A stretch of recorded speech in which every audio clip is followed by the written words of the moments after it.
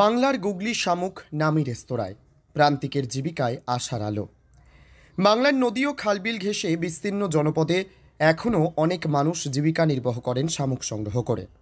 একসময় প্রাচীন সভ্যতায় মানুষের খাদ্য তালিকায় শামুকের উপস্থিতি ছিল গুরুত্বপূর্ণ।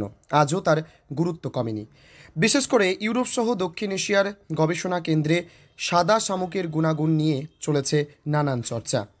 পুষ্টিগুণ ও সহজপাচ্য হওয়ায় আন্তর্জাতিক বাজারে এর চাহিদা দিন দিন বেড়েই চলেছে। উত্তর চব্বিশ পরগনার বসিরহাট মহকুমার স্বরূপনগর, সন্দেশখালী, হিঙ্গলগঞ্জ ও বসিরহাট ব্লক জুড়ে শত শত পরিবার আজও খাল বিল থেকে গুগলি শামুক ধরে বিক্রি করে দিন গুজরান করেন। ও 200-250 টাকা করে হয় এক একজনের।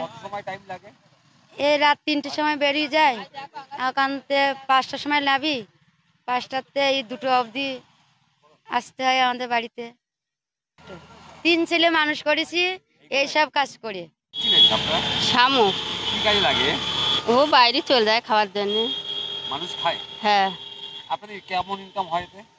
ওই আমার তো এখন 320 টাকা হয়ে যায়। কত টাকা? 4 টিন 80 টাকা কর। আচ্ছা, এই কত সময় লাগে তুলতে? না রাত 3টের সময় গেছে। নদীর পার বা বিলের জলে ঘুরে বেড়ানো এই শামুক, এক টিন শামুকের দাম মাত্র 80 টাকা।